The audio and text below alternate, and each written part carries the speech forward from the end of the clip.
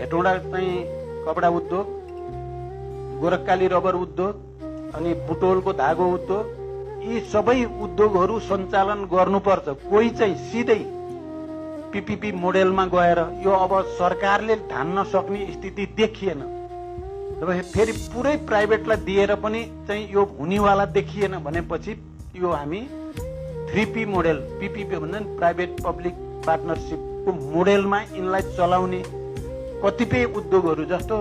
हेटौँडाको चाहिँ कपडा उद्योग नेपाली सेनाले चाहिँ हामी जिम्मा लिन्छौँ भएर त्यो कल्याणकारी कोष खर्च गरेर भए पनि चलाउने छ, नेपाली सेनालाई दिन सकिन्छ भन्नेमा हामी पुगिसकिएछ करिब करिब। त्यसो गरेर हेटौँडा कपडा उद्योग चल्यो भने पहिला सेनाले अनि पुलिसले त्यसपछि कर्मचारीले त्यसपछि विद्यालयसम्म पनि गयो भने त्यसले एउटा नयाँ सन्देश दिन्छ भनेर आज मात्रै हामीले अन्तिम केही दिनभित्र अब यी रुग्ण उद्योगहरू पनि चल्ने भए कोही सिधै चाहिँ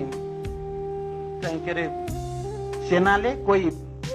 सहमति समझदारीमा चलाउने बारेमा छलफल गरेर मैले अन्तिममा ल 1 हप्ताभित्र तपाईहरुले प्रतिवेदन बुझाउनु पर्यो, यो प्रक्रिया मोडालिटी पनि फाइनल गरेर अगाडि जाने हो भनिएको हुनाले यसमा सरकार गम्भीर छ।